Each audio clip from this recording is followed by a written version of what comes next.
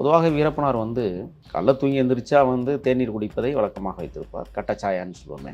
அதை அள்ளி தேவையான அளவுக்கு போட்டு தண்ணியில் கரைச்சி அதை கொதிக்க வச்சு அப்படி தான் தொடங்கும் காலையில். வீரப்பனார் எது கொடுத்தாலும் விரும்பி சாப்பிடுவார். கிடச்சிருச்சேங்கிறதுக்காக எல்லாரும் சாப்பிட மாட்டாங்க. சுத்தம்னு சொல்கிறாங்க, சுட்டான்னு சொல்கிறாங்க. அது எப்படிலாம் சுட்டுருப்பாங்க நடந்துச்சுன்னு சொல்லி கொஞ்சம் காட்டணும், அவ்வளோதானே. அவரை பொறுத்தவரை என்னென்னா மாமிசங்கள் நல்லா சாப்பிடுவார். ஒரு தட்டு முழுக்க கறி இருக்கும்.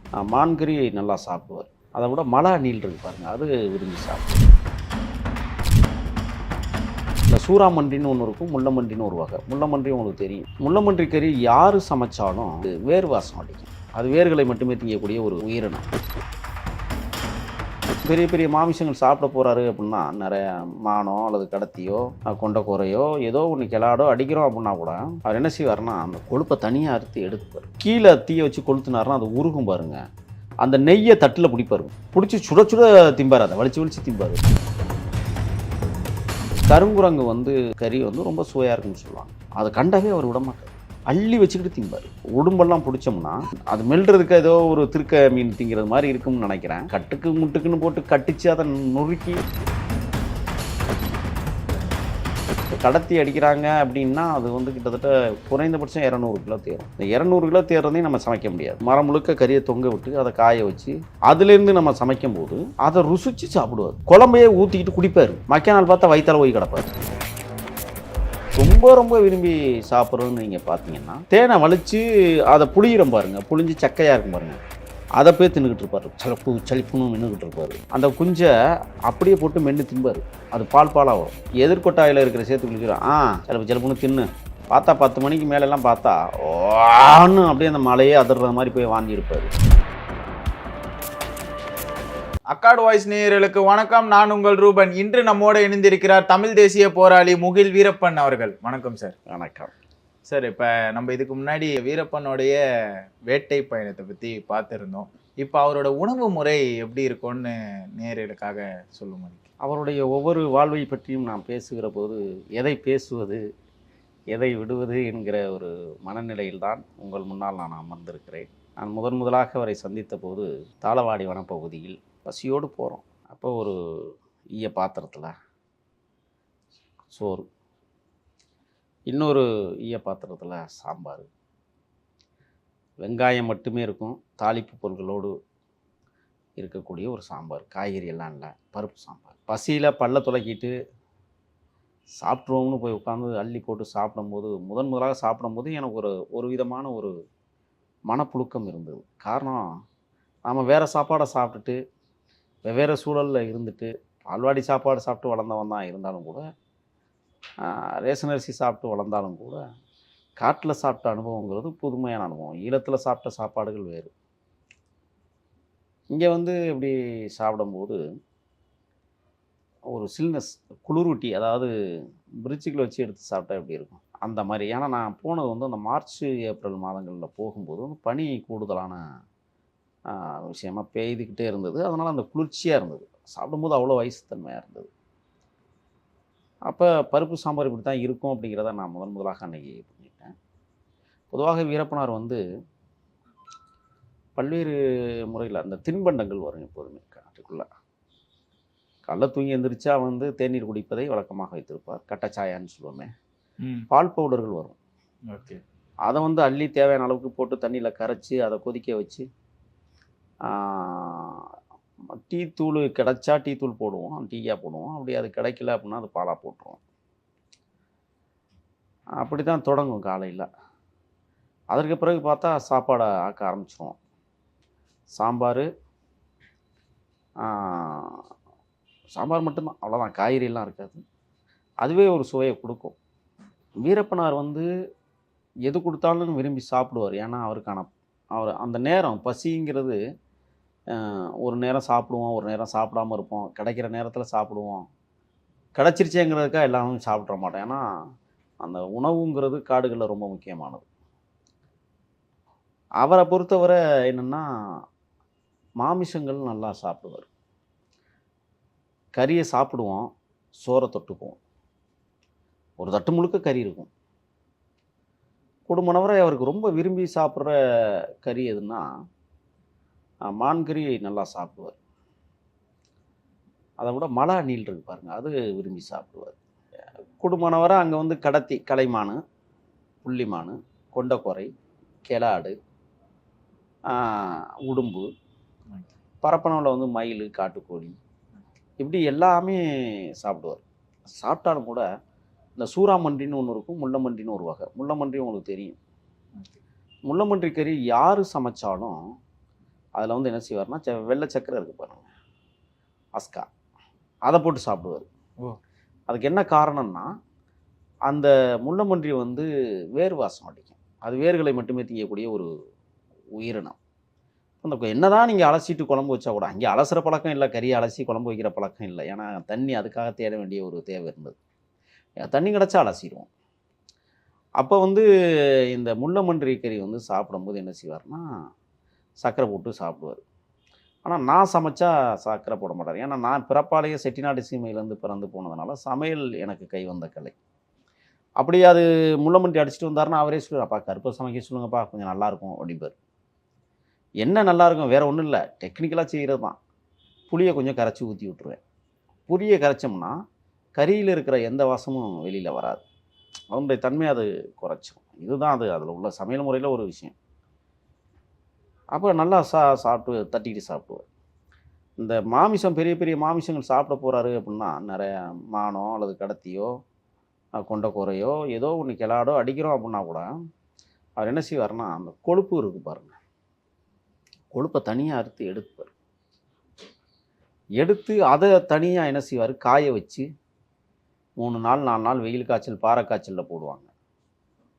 அதை காய்ச்சி என்ன செய்வாங்கன்னா இந்த மூங்கி குச்சி இருக்குது பாருங்கள், சின்ன குச்சி, அந்த குச்சியில் வந்து கோர்த்துருவார் எல்லாத்தையும்.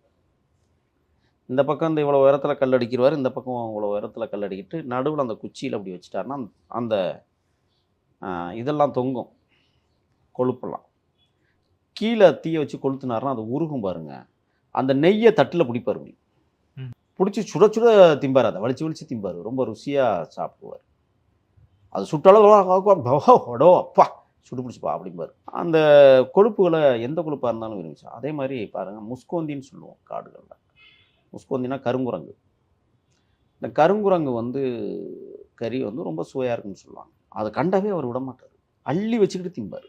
குடும்பமானவரை காடுகளில் வந்து சக்தி மசாலா பொடி தான் பயன்படுத்துவோம், வேறு எந்த பொடியும் அங்கே வருவதற்கு வாய்ப்பே இல்லை. சக்தி மசாலா, மஞ்சள் பொடி, மட்டன் பொடி, சிக்கன் பொடின்னு எல்லா பொடியும் இங்கே வந்துடும். அந்த அந்த சிட்டை எழுதும் போது எழுதிடுவேன், எல்லாத்தையும் எழுதிடுவேன்.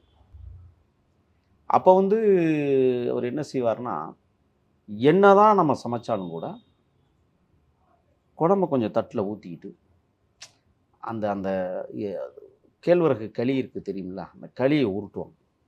அது அவரே செய்வார். எனக்கெல்லாம் அது செய்ய தெரியாது, களியை வந்து நம்ம பக்குவமாக கிண்ட தெரியாது எனக்கெல்லாம். அவருக்கு உட்காந்து கிண்டுவார் பக்குவமாக.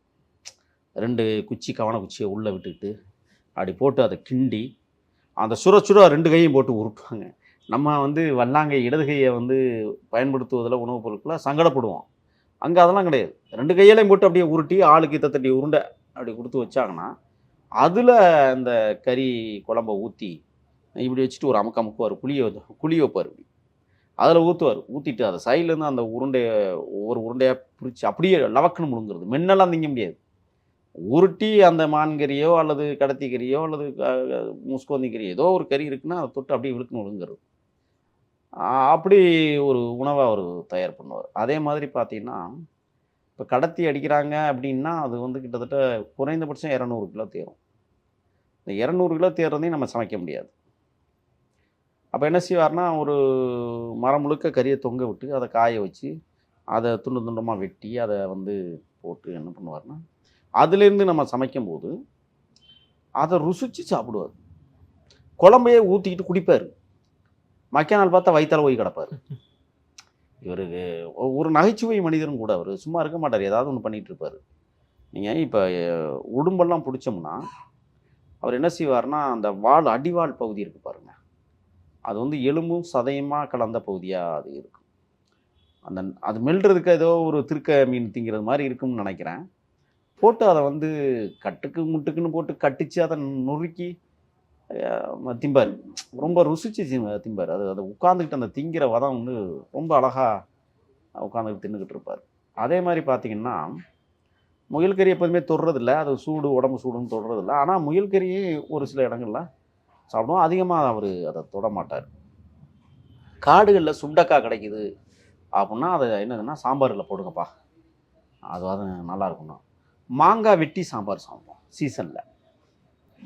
மாங்காயை வெட்டி சாம்பார் வச்சிடுறது. அதே மாதிரி அத்திக்காயை பிடுங்கி சாம்பார் வைக்கிறது. இதெல்லாம் காடுகளில் கிடைக்கக்கூடிய பொருட்கள் தான்.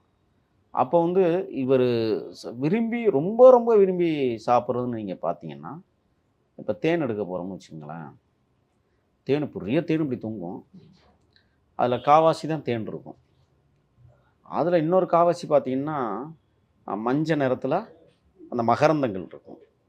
அதுக்கு கீழே பார்த்தீங்கன்னா தேனுடைய குஞ்சுகள் வெள்ளை நிறத்தில் இருக்கும்.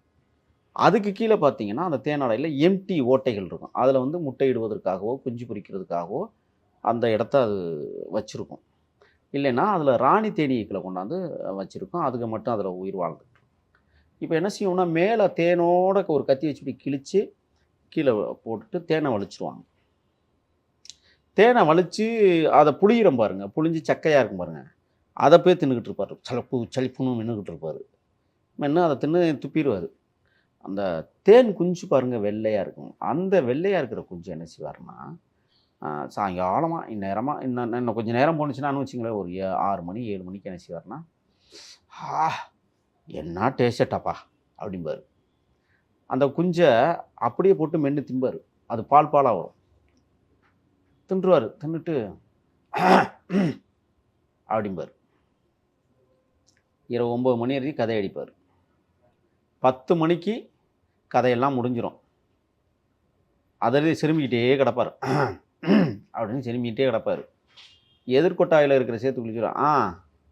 செலப்புன்னு தின்னு கொஞ்சம் நேரத்தில் வாரு கதையை அப்படிம்பார். பார்த்தா 10 மணிக்கு மேலெல்லாம் பார்த்தா ஓன்னு அப்படியே அந்த மலையே அதிர்ற மாதிரி போய் வாந்தி எடுப்பார். சொன்னல பாரு, இந்த போலீஸ்கார பசங்களை கூட்டியாந்து விட போகிறாரு, காடே அதிர்ந்து பாரு அப்படிம்பார். அப்படியே கண்ணீர் ஊற்றும் வாந்தி எடுத்து, வாயிலேருந்து வாணியாக ஊற்றும். ஆடாடோ அப்பா ஆத்தாப்பின் சூவனமே விட்டு போச்சப்பா அப்படிம்பாரு கக்கி விட்டு வந்து. நாங்கள் எல்லோரும் படுத்து கிடப்போம். இது எப்போதும் இயல்பாக நடக்கிறதானே அப்படின்ட்டு. கொஞ்ச நேரம் பார்த்தா சட்டியை உருட்டுற சத்தம் கேட்கும். என்னடா பண்ணுற அப்படிம்பார் சேத்துக்குடி. என்னடா இந்தா அப்படிம்பார். சட்டியை உருட்டுறது நான் திருப்பி அந்த தேனாடை எடுத்து வாந்தி எடுத்து முடித்து கண்ணீரே ஊற்றுற அளவுக்கு வாந்தி எடுத்துருப்பார். திருப்பி அந்த தேனாடையை போய் உட்காந்துட்டு தின்னுக்கிட்டு இருப்பார். செலுப்புன்னு. என்னண்ணா பண்ணுற, என்னண்ணா திங்கிற அப்படின்னு நம்ம கேட்டோம்னா, இல்லைப்பா வாந்தி எடுத்ததில் பசி வந்துருச்சுப்பா, நான் இன்னும் கொஞ்சம் தின்றுவோம் தாப்பா திங்கிறேன். அட சோறை போட்டு தின்னு, அது வேண்டாப்பா, இந்த குஞ்சை தின்னுக்கிட்டு திருப்பியும் வாந்தி எடுத்துகிட்டு கிடப்பார். பிடிக்குது ஆனால் ஒத்துக்கலை, திம்பார். சிறப்பான உணவு அருந்தும் முறையை வந்து எங்களுக்காக சொன்னதுக்கு நன்றி சார்.